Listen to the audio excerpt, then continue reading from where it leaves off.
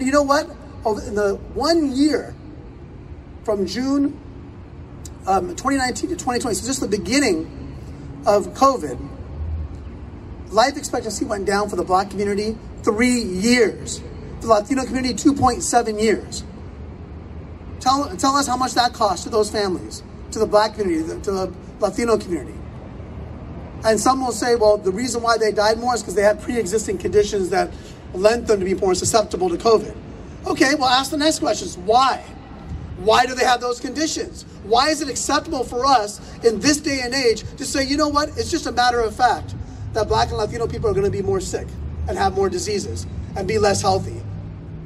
It's all connected to this profiteering system that devalues poor people, that devalues Black and brown lives. And it's been done for generations and generations. Thankfully, there's a coalition that's saying no more. No more. We're not going to stand for this. Thankfully, there are doctors that are saying we're not going to stand for this anymore. And so I'm just grateful to all of you for being here. It would be a shame if our San Jose City Council did not support this unanimously.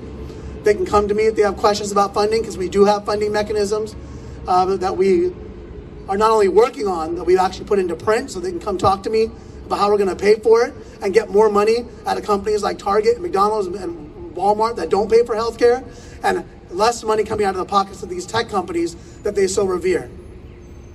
And so we're going to do it, and I'll tell you this, I'm not going to stop, because I can't stand the fact of being in a position of power and doing nothing on healthcare.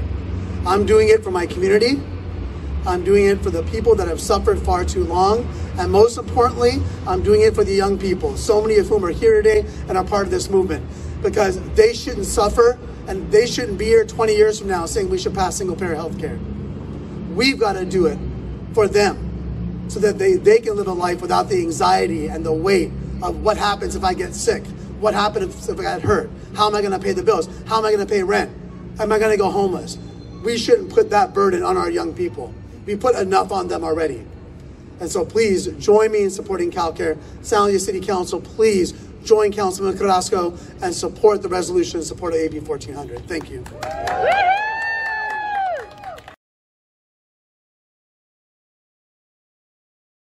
Councilmember Carrasco, the long-awaited motion. Thank you.